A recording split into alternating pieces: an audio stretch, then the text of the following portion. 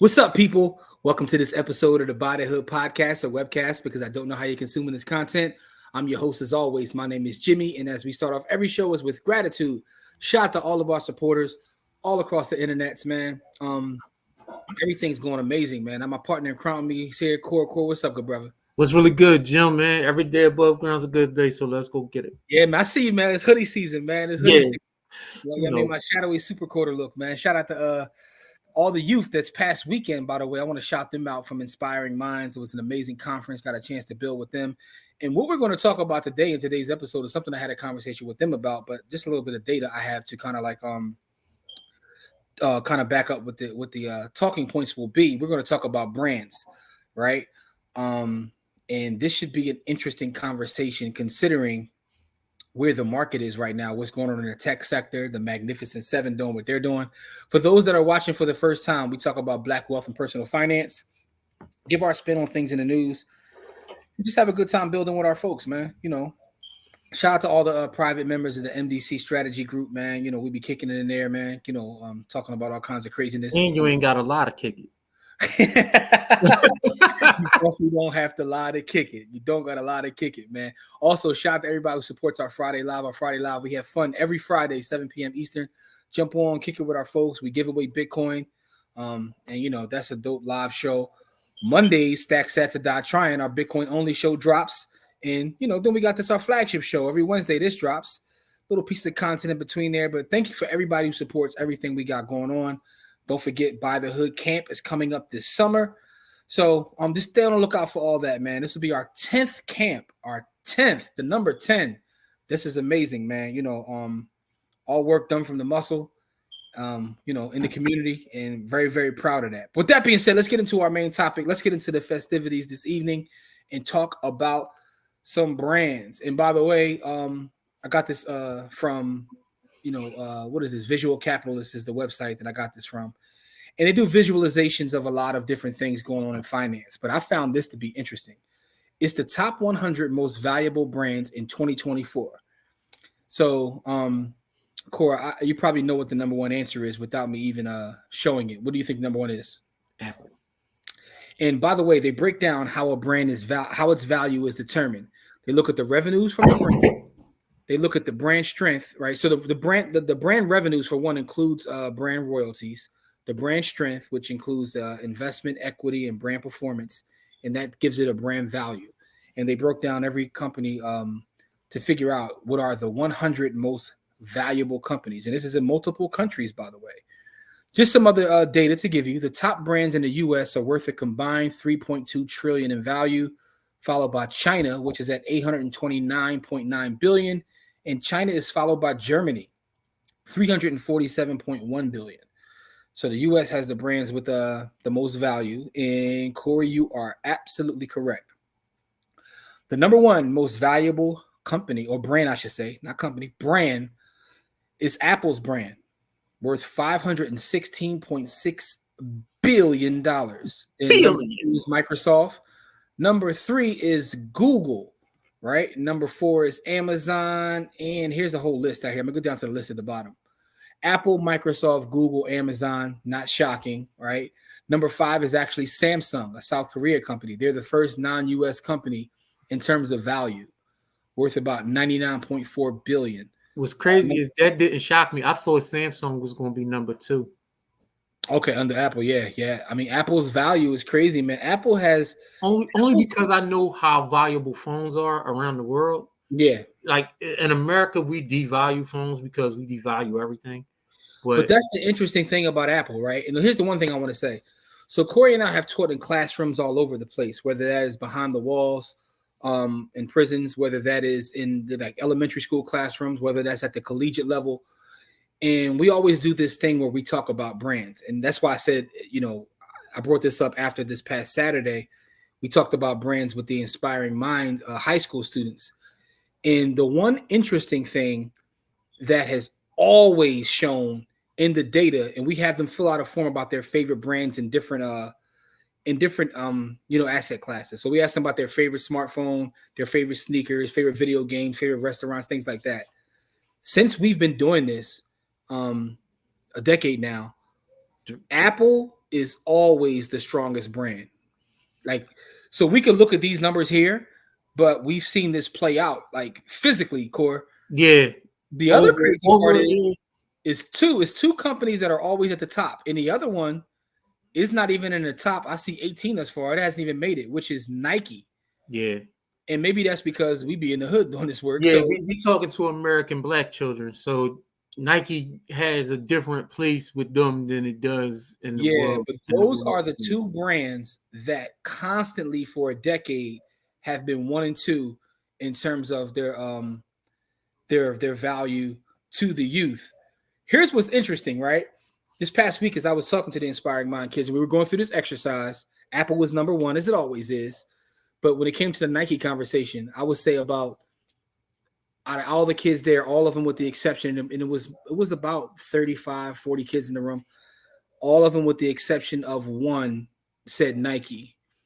But what's funny is the one kid that didn't say Nike, he initially said Nike, and then somebody said like Yeezys. He's like, oh, I love the old Yeezys. I'm going with Adidas.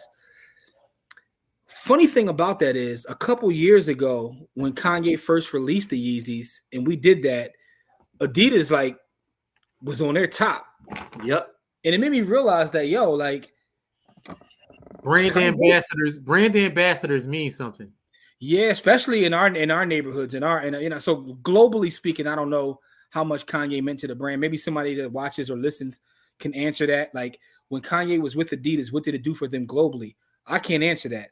But in the city, in the streets, yeah, Yeezys, it meant something. It meant something hard because Yeezys, you know what I mean? Like our kids are they brand driven, right? Yes. You can't be are, bro. Huh? I think humans are. But I get your point. Only because of marketing budgets, right? I don't think humans start out brand driven. But all right, so let's stop right there though. You don't believe humans start out brand driven? I don't believe they start off brand driven. My kid, because I just look at my kids as an example. My kids couldn't care less about brand. There's some brand your kids care about, whether that's no, I'm talking about the normal brands that normal kids care about, right? Now, I can't buy my kids no bootleg phone right now. My kids care about what kind of phone they got. That's what I'm saying. They're at some level, right? And we talk about this as we constantly bring this book up, the Brand Wash book by Mark Lindstrom. We constantly bring the book up, but when it talks about being branded to before you even get here, right? Oh, for sure. So kids do have brands they fall into. Like when it was on the streets in the classroom, and I'm like, hey, and this is why I say kids don't start off that way, right? You ever take a kid to a store, right? Mm-hmm. And then they got the light up sneakers with the Paw Patrol light up sneakers, and then they got the Nikes or the Yeezys or whatever. 9 times out of 10, the kids always pick the light up shoes because they used to the toys, the light up toys and all of that stuff, and they don't care anything about the brand. Like if I offered my kids a choice between a pair of Jordans and a pair of light up Paw Patrol shoes, so that may be clothing, but I think at that age there's something like when I was a young boy, man, I wanted my Frosted Flakes. Don't give me none of that the other stuff. Yeah, man. Don't give me. Yeah, I want honeycomb. Don't give me no King Vitamin. You see what I'm saying? Like, so we had our brands too. It was a different thing though. Like, no, branding means something. You know what I mean? Like branding and jingles. Like there's certain stuff that you'll buy just because you hear the jingle or the man. brand. Don't give me no Mountain Holler, man. Give me Mountain Dew. Like, what we doing outside, man? Like, you know what I'm saying? Like, shout out to all the kids that came up on Mountain Holler, man. Like, yo, what you know about the Save a Lot brands though? Orange Crush. Like, what you know about that, bro? Man, I know a lot about them Jones. Don't talk to me. I know a lot about them Jones. Listen, man, I lived in the hood till about 10 years ago. You know what I mean? Like, until my kids start going to, until I had to start redirecting my, living life to fit my kids, man. I was hood all day. You know what I mean? Man, what you know about Bubba Cola, man? Like, you know what I mean? Man, listen, I see about Bubba Cola if I can find it. What you talking about, OG? Bubba Cola got way more sugar than. Let me shut up, man. Listen, I will grab a Bubba Cola in a heartbeat, broski. Like, Yeah, but all right. So not to get off track, but what I'm saying is brands matter even when you're younger and you're a kid. There's certain brands that could be brands of toys, whatever it may be. It's why you're being marketed to 24/7 because branding absolutely matters. But let's get back to the list though. So the top 5 are Apple, Microsoft, Google, Amazon. Then you have Samsung coming in from South Korea. After that is Walmart, then TikTok, then Facebook. Interestingly enough, from a brand standpoint, TikTok is more valuable than Facebook. That's interesting. Because they got a younger audience. Now, as far as a marketing, I would rather market on Facebook than TikTok. But peep this though. Facebook is number 8, but Instagram is 13, right? So if you combine them, then they damn near doubling TikTok. And they're the same company, but they're broken out because again, we're talking about brands, not necessarily companies, but brands. So TikTok is valuable because they skew younger, right? And so when you skew younger, your brand tends to last longer. Yeah, you know what I mean? Like, and then but with the old heads and Facebook, they got more money. So, it's important to be, I guess, diverse in whatever you're doing. You know what I mean? So this is what's interesting to me. I don't know this to be a fact, but something tells me if we take 15, 20 years ago and we look at the same list, that Disney, which is now number 29, is probably much more higher up. All right, top 5. So over here, when it looks at annual change, so they look at the change, right? The rate of change from one year to the previous year, Disney is down 5.6%. Matter of fact, let's sort it that way if it allows us to sort it that way. Huawei and TAOBAO, Taobao, I'm not going to try to pronounce that. They had the biggest drop off in brand value over the last year. Lowe's had the 3rd biggest drop off. What the hell happened to Lowe's? Yeah, I like Lowe's. Again, this is just value in brand. And now what's going on with Lowe's? I gotta do some investigation. Like, what the hell happened? And again, this isn't company value. This is brand value. Peep this though. The biggest change from a positive standpoint from last year is Nvidia. Nvidia saw a 162.9% increase in their brand valuation. Nvidia is like a household name now, which is insane. I mean, I can tell you why, because everything is running on chips right now, and Nvidia is the most popular chip maker. It's not even about whether they make the best chips; they're the most popular. Microsoft is number 2 in terms of the annual change. They're tied in with AI. And that's because they bought in and they bought a stake in the AI. And here's what's crazy: as dominant Apple has always been, and they're number 1. They've even seen an increase in the annual change of 73.6. Then you have Instagram. Here's something else, and I've seen this in the street and people's perceptions of this brand, the Hyundai. So I be seeing people driving around in them Hondas that look like the super luxury Jones. All the Hondas look like something. One look like a Lexus, one look like a Bentley. Like Hyundai, like look, let's just replicate what's already hot out there. But what I'm saying is, I've seen people actually talk about, yo, I'm a cop one, because they like the look of it, because it simulates a look of something that they aspire to. They aspire to, but they can't afford. You know what I mean? So here's the thing. Here it is in data. Their brand has saw a 35.6% increase in the value of their brand. I've actually seen more that. Power to them, man. I like that marketing strategy though. Like, let's, you know what I mean? Like, you can't tell us that we can't make the body exactly the same as long as we put our brand name on it and not yours. Like, what are you going to do? We're gonna hit you with the foo-foo version. Yeah, like you can't tell Great Value they can't make cornflakes. Like they just can't. They just got to put their own name on it. You know what I mean? Like, what I'm finding interesting about going through this list is, I mean, you see some of the bigger names. I'm still looking for Nike as a brand. This is interesting to me. It's only interesting to me because, again, where we do our work, that brand dominates its side. But then again, I don't see any in this top 100. I don't see any apparel companies. I see YouTube, Citibank, a lot of banks, CVS. Here we go. Number 62. Their brand value is down 4.6% over year. So let me ask you this question as we look through this list, and I think it's an interesting conversation because again, we talk about black wealth and personal finance. One of the things as an investor that you may be interested in, obviously, you want to do your fundamental analysis in terms of income statements, balance sheets, things of that nature. But brands do have value. And to me, as an investor, and this is not investment advice, I want to be associated with brands that I know will drive people, such as an Apple, right? That's damn near a religion. But Yeah. what is shocking to you in this list as we just breeze through it, look at it? What is the most shocking thing to you? I think for me right now is where Nike falls. Like I don't think they will be at the I top in don't. Well, 2024. you But talking about 62, worldwide brands? Nike was never the most popular worldwide brand. yeah, but So I don't know, dog. Like 62 is kind of. listen, man, Adidas and other things worldwide are way more popular. They're not. Adidas don't even crack the list of the I'm top just 100. saying they used to be way more. You know what I mean?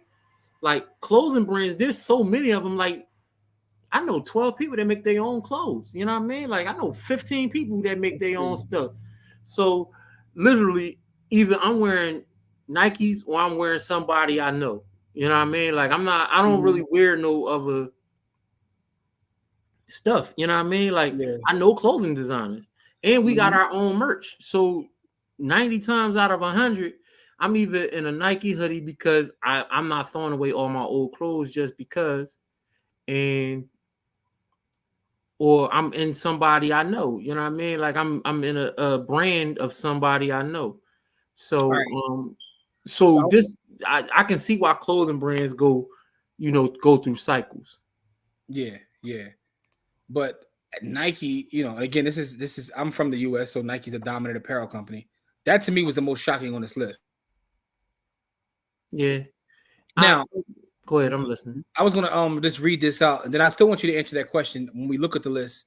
What is most shocking to you? But it says the data comes from Brand Finance, which is a global 500 report. The values shown are brand value calculations as opposed to market capitalizations, right? So it's not the value of the overall company, but the brand, not the company itself, but the brand. And I've given the formula that they use to determine that. But to me, that brand has value in terms of in investing. Like, and I think Nvidia has done an amazing job of becoming a household name and becoming a brand. Yeah, I'm looking for Visa because Visa is always one of those brands that gets in front of people because they make good commercials. Visa is number 68. I'm shocked by that. I'm just shocked by that, especially with because Visa was one of the first people to get into the crypto game and allow crypto into the masses. You know what I mean? But that's still saying something because Discover's not on there, nor is MasterCard. Let's see if MasterCard is on there. I didn't see them on there. Actually, American Express is higher than Visa in terms of a brand. I would agree with that. Worldwide, yeah. But MasterCard is 87. I'm sorry, MasterCard is 87. Discover's not on the list.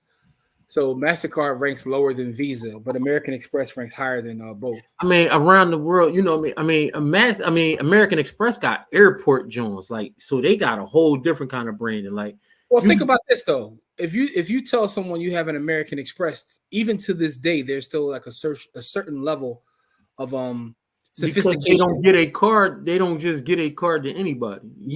So there's a certain level of value attached to that. Like someone tell you they got a black American Express card, you know what they into. Yeah. You know what they into. Yeah, man. So this is an interesting list, man. It's always interesting to look at the value of brands. Here's McDonald's, right? McDonald's is still in the top 100 after all these years. I'm surprised Wells Fargo was on this. Wells Fargo. Listen, man, I won't say nothing bad about Wells Fargo because I might not make it to see this video hit YouTube because they're the cartel, dog. Like I don't want to smoke with the banking cartel. Yeah, man. Like I'm shocked. I'm shocked that they still sitting there. Like, and they more popular as a brand worldwide than some of these other things. Like, that's shocking to me. And I'm shocked that YouTube is not in the top 5. Yeah, YouTube made the list though. I mean, Google, where's Google at? Google is number 3 overall, but YouTube is separated out from Google as a brand, but it's on the list. Because think about this too, right? although we say we're shocked by where some things fall, there are thousands of companies in this world. This is a global list. So there's several thousand companies that exist. So to even make this list is an accomplishment. But especially something like YouTube, or even something like when you look at Facebook, right? I think I saw Instagram and WhatsApp on here. So did I see WhatsApp? Let me go to the thing and search WhatsApp. I thought I saw WhatsApp. I know I saw Instagram on here. WhatsApp's not on there, but I know Instagram is on there. So for both of those, Facebook and Instagram, to make the list, that's saying a lot because they fall under Meta. Yeah, Google and YouTube is on here. They fall under Alphabet, right? So I think anything on this list, this is also something to me that, for the life of me, dog. And again, I'm a man of a certain age, right? So I come up at a time where people make coffee in the house. Starbucks get busy though. For Starbucks to be one of the top 15 brands globally is such an accomplishment to me, considering they sell coffee, B. Right? They sell designer coffee. Yo, they sell designer coffee. Now, the other part I want to talk about this before we get out of here in reference to this list, man. This list is also part of the problem with the overall system. So people are probably like, Jimmy, what the hell are you talking about? Ain't none of these companies on this list ours. Nothing. Not nearly one of them, right? Nothing. There's no African company on here. There's no Black American company on here. There's nothing that belongs to us on this joint. Here's why I turned the conversation and make it something that it wasn't meant to be, but it's about to be that, because we talk about black wealth, and then none of these companies owned by black people. This is why, right? As much as we talk and we try to educate folks on how the system works and how to put money up, we got to have realistic conversations about black wealth and why, capitalism doesn't work. I know Kamari gonna cuss me out when he watch this because we debate this all the time. But so here's the thing. I know what's real, but I'm realistic. And what I mean by that is it's the system we have, and I don't want us to get crushed, because I think understanding the system at this point isn't about flossing or looking, wealthy or being part of the black bourgeoisie. I think understanding the system now is important to survive. Yeah, I think it's a matter of survival. Understanding what inflation is and understanding that you have to put your money to work now is a matter of survival. It's not about being able to buy things. So we'll never catch up, because look at this list. This stuff is compounding year over year. Yep. This stuff is compounding year over year. Like, you got 100 companies on here, 100 global companies, and none of them are African or have an African American or African owner of any kind. Like, all of these companies is owned by either an Asian person or now Lowe's may have a black CEO, but Lowe's doesn't. They're not owned by. They're not owned by a black person. Yeah, he's the manager of other people's funds. So I think that's an important part. I'm not even talking CEO, SMEO. Like that. Congratulations, and he's on the board. We need those people, but I'm talking about owners. I'm not pooping on his accomplishments of any kind. So here's the thing, bro. Two things can be true. So a lot of times, and this is how I know that I'm kind of falling on the right side of things, because I have like some of my more radical friends who get angry at me, but then I have like some of my more capitalist friends who get angry at me. So I know if both sides are pissed at me, then I'm obviously saying something right, because the fact of the matter is, we need those people to kind of help other people, right? Because this is a matter of survival, and it's a matter of being able to. It's a fight for resources at the end of the day, but it's important that we talk about this and not ignore this as we go through this list of brands, because our show is about black wealth, right? It's about personal finance. So as an investor, I think it's important to look at this list, and I will put a link to this list in the show notes as well as the description, so you can look at the same list that we're looking at. And if you are listening to this on audio, we appreciate you. I know sometimes it's difficult on audio to kind of get a grasp of what we're talking about, but our audio listenership is actually bigger than our video listenership. So I want to make sure I acknowledge you guys. But I also think it's important to talk about the idea of closing the wealth gap, which is why I don't even like getting into conversations with that, because short of policy or short of bloodshed, as Corey likes to say, that ain't happening, Captain. So, we got to be real about that. You muted, bro, but we got to be real about that. So I ain't want to leave this episode without acknowledging that. Yeah, it's only two ways to change the system.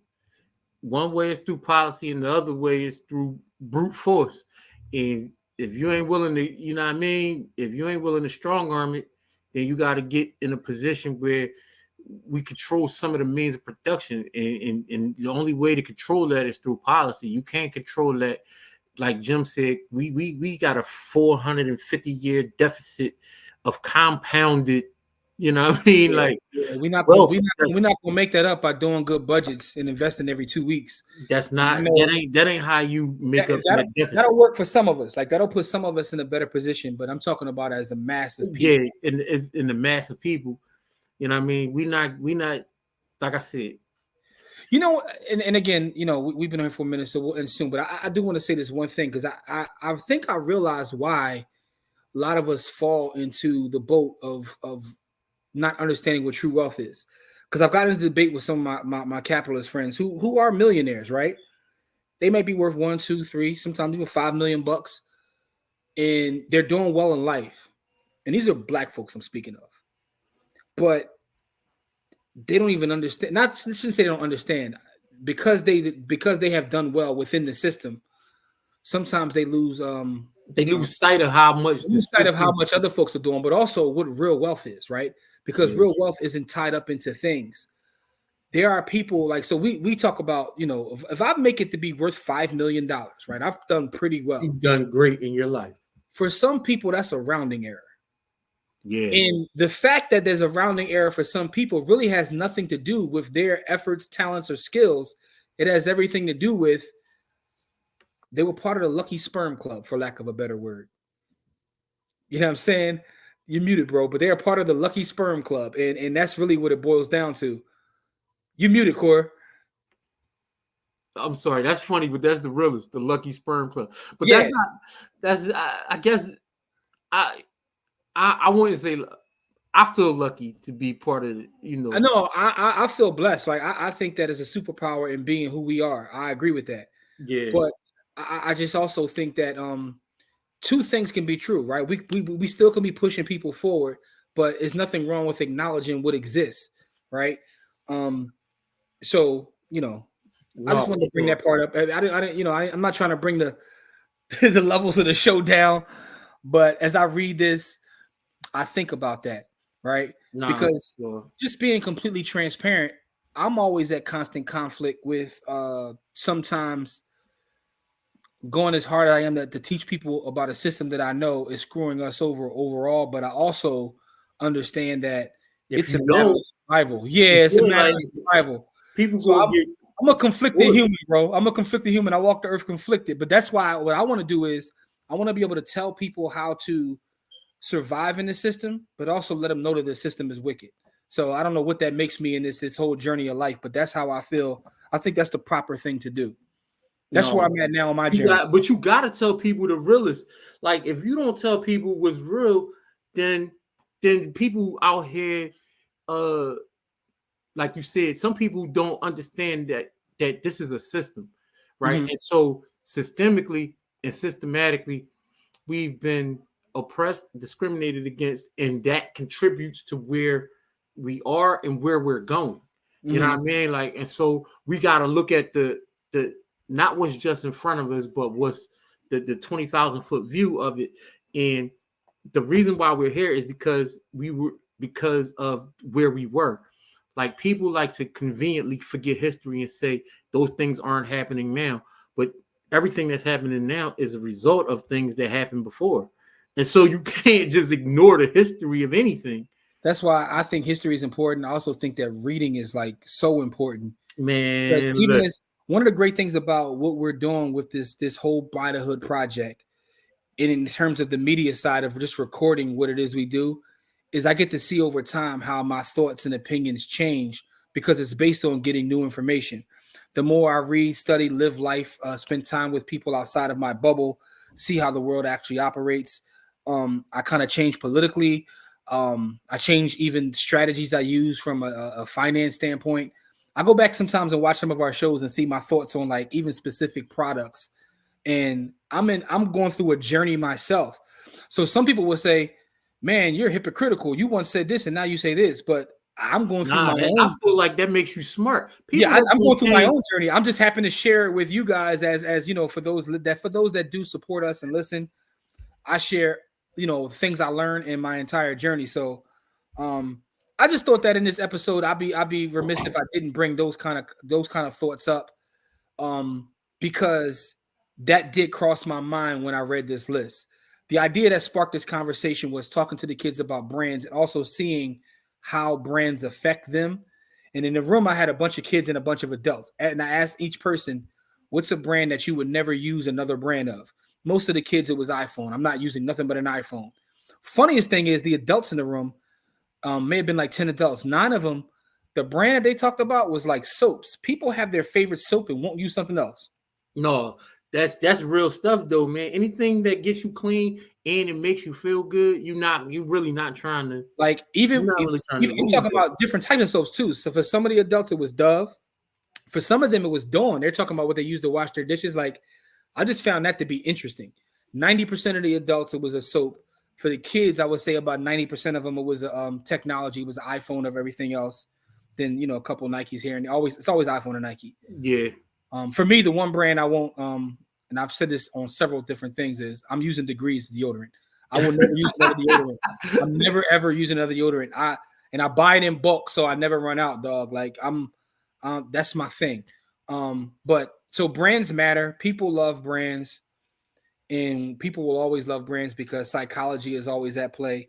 And, the study that we did in the summertime with the Kids Corps, when we did watch the study and it talked about people treating their favorite brands like their family.